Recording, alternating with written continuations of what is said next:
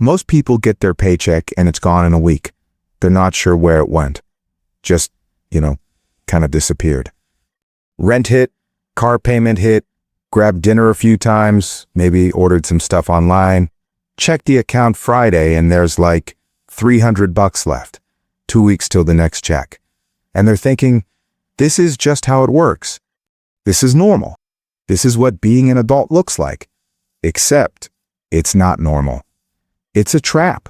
And the reason it keeps happening week after week, month after month, year after year, is because nobody ever taught you the order. Like, where the money should actually go the second it hits your account. Not after you've already spent half of it. Not after you've paid for stuff. The literal second it lands in your checking account. Here's what's wild, and I need you to really think about this. Two people can make the exact same salary, let's say $75,000 a year, and one of them's going to retire a millionaire while the other's going to be flat broke at 65, wondering what the hell happened to all that money. Same income, same number of paychecks, completely different outcome. The difference isn't how much they made. It's not luck. It's not investing genius. It's the order they moved the money. And in 2026, this matters more than it ever has, because everything costs 30% more than it did 3 years ago. I'm talking groceries, rent, gas, car insurance, healthcare, all of it jumped. So if you're still doing what you did in 2023, you're losing ground. The game changed and most people didn't adjust their playbook. What I'm about to show you is the exact order your money should move every single time you get paid. Not what feels right in the moment. Not what's convenient. Not what your buddy told you to do. The actual order that builds wealth instead of just paying bills and hoping something's left over. Because there's 7 steps here, and if you skip even one of them, you're leaving real money on the table. And if you do them in the wrong order, you're basically working against yourself while thinking you're doing fine. My name's Charles, and I break down the money patterns most people never figure out until it's way too late. Quick thing. This is educational content, not financial advice. I'm not a licensed advisor. Talk to qualified professionals for your specific situation. If you want to know where your paycheck should actually go instead of just watching it vanish into thin air every 2 weeks, hit subscribe. Because once you see this order, you can't unsee it, and you'll realize why you've been spinning your reels for years. Alright, so here's the deal. The second that paycheck hits your account, most people start paying bills. Makes sense, right? Bills are due, gotta pay them, can't let stuff go late. But that's actually not step 1. Step 1 is way more specific than just throwing money at whatever bill is loudest. Step 1 is minimum payments on debt. Just the minimums, nothing extra. Credit cards, student loans, car payments, buy now, pay later stuff like Affirm or Klarna, whatever debt you're carrying, just cover the minimum payment. That's it. Don't pay extra yet. Don't try to crush the debt. Don't throw your whole paycheck at it. Just make sure you're not late on any of them. Why does this come first? Because if you miss even one single payment, your credit score tanks. And if your credit score's in the toilet, good luck renting an apartment in a decent area. Good luck getting a reasonable interest rate on a mortgage when you're ready to buy. Good luck getting approved for anything that requires a credit check. Your credit score is calculated through 5 main factors, and the top 2, payment history and total amount owed, make up 65% of your entire score. So as long as you're making payments on time every single month and not borrowing a completely stupid amount relative to your income, your credit basically takes care of itself. Think of this step as the treading water step. You're not drowning yet, you're not swimming to shore, you're just keeping your head above water. Set up autopay. We might get this thing much further, because we know you don't have a boy, you shouldn't stop it. Now here's step 1.5, and I'm putting this right here early in the sequence, because it's going to make everything else stupid easy.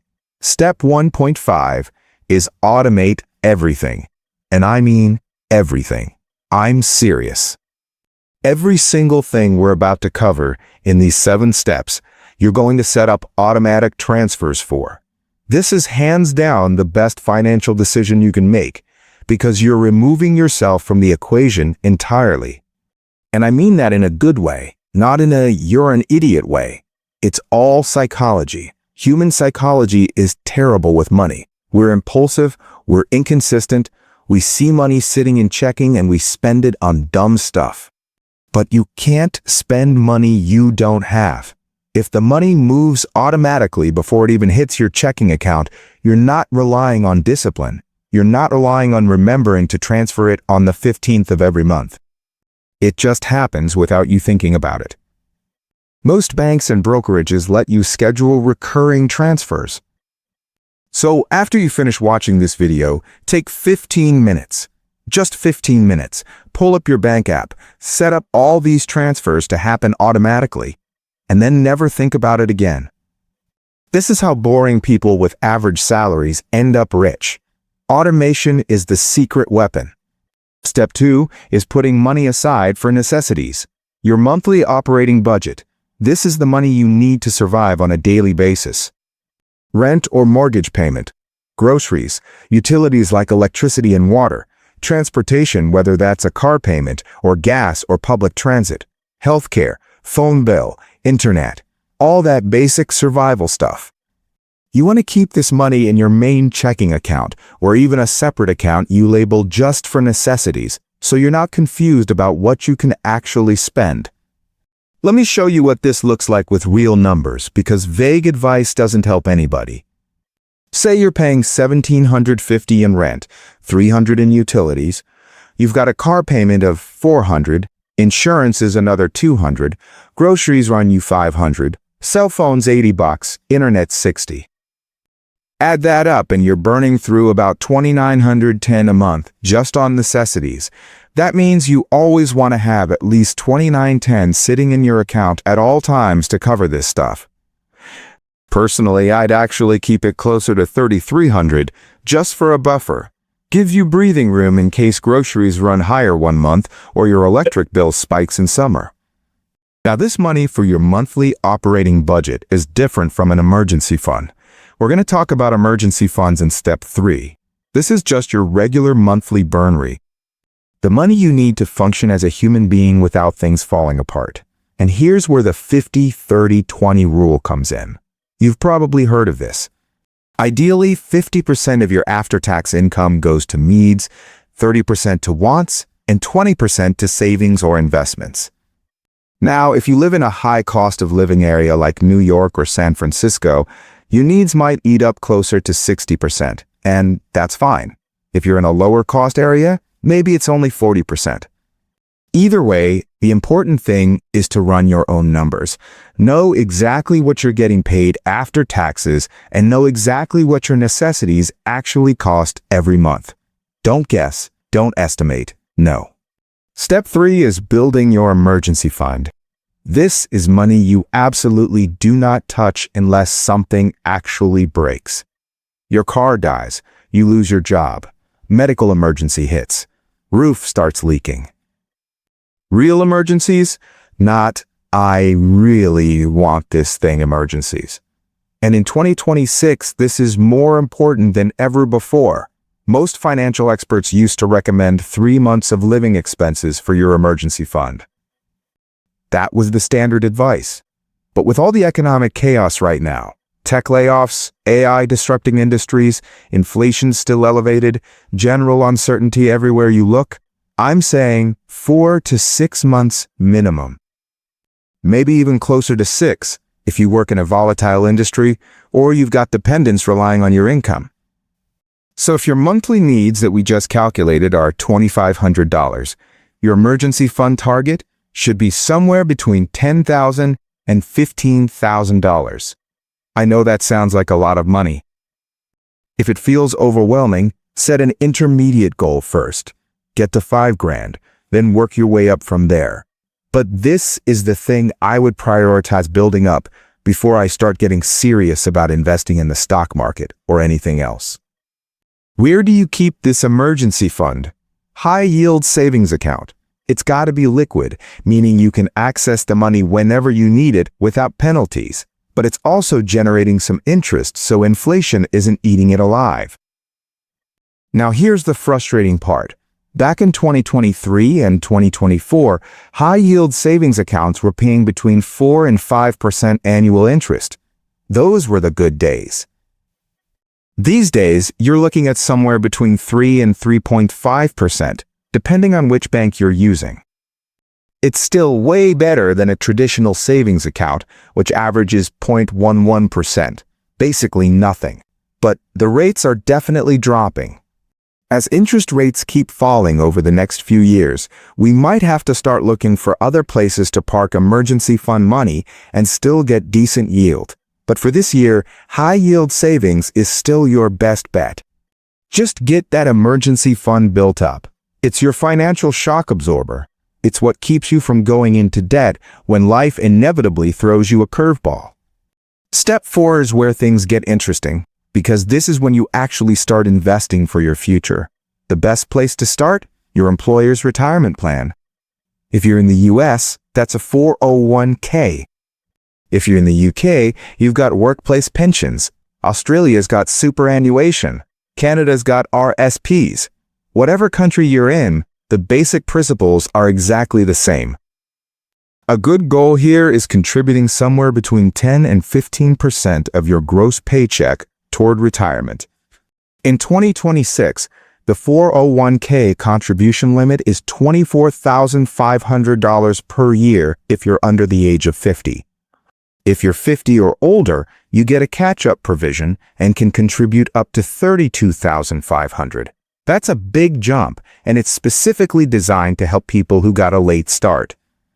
Now, if your employer offers an employer match, and a lot of them do, you absolutely need to contribute at least enough to get the full match. This is literally free money. They're handing you cash to match your own contributions. If you don't take full advantage of that match, you're basically leaving money on the table. It's like turning down a raise. Let me show you why this actually matters with real numbers. Say you make $75,000 a year, and you contribute 10% of that.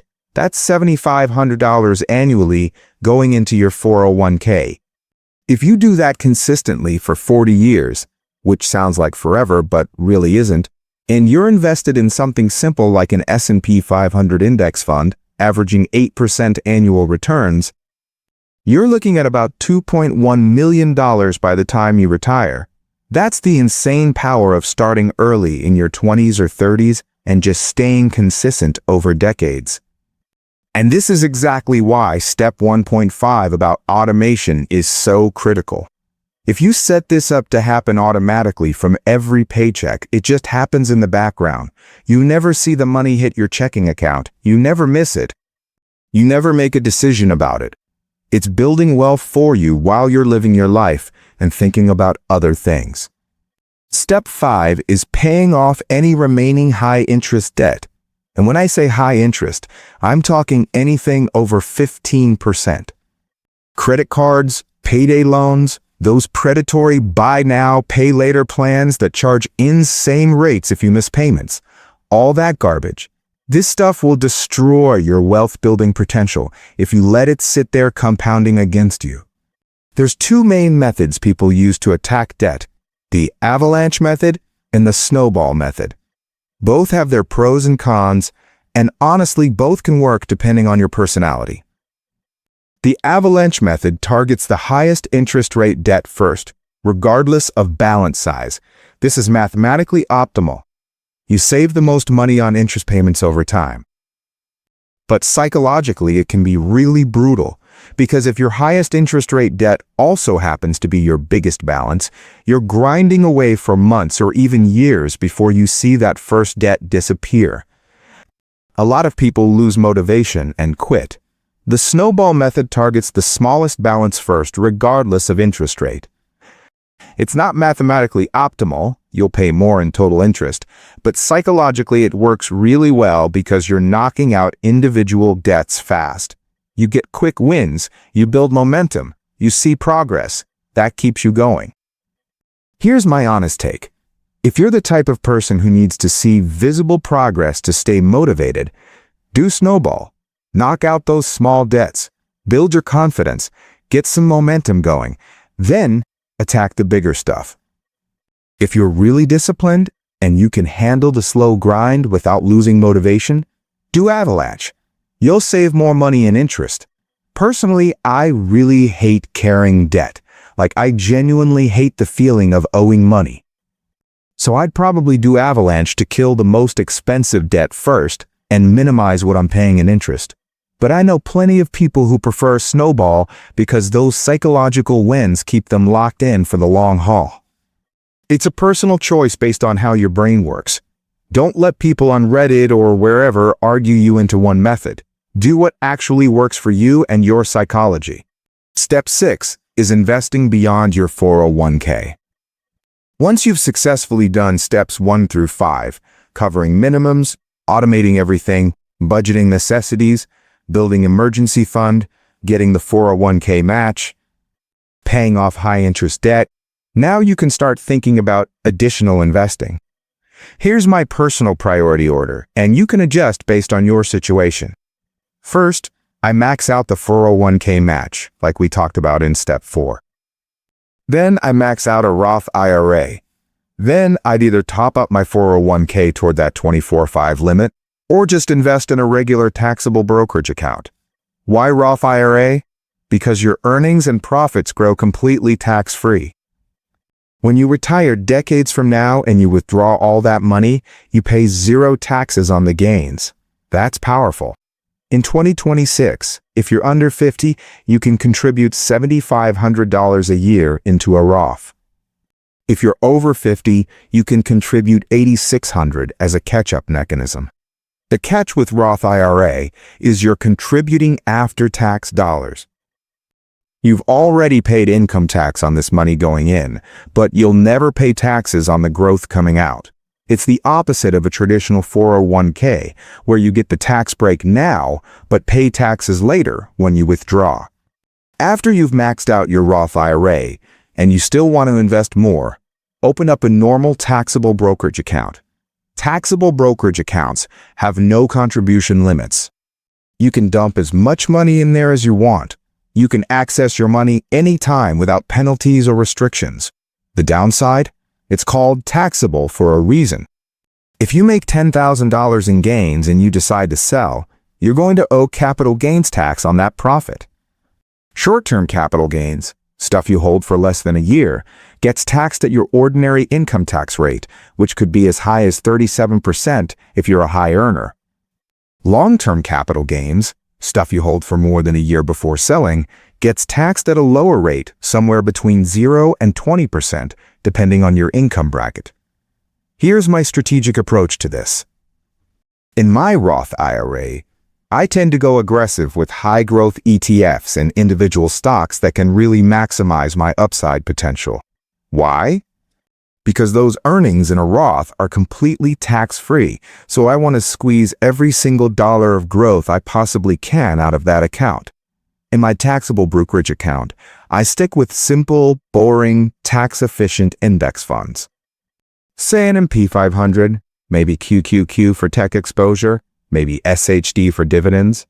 They're tax-efficient, they have super low fees, and they're reliable over long time horizons. But here's the real kicker that matters more than any of this optimization stuff.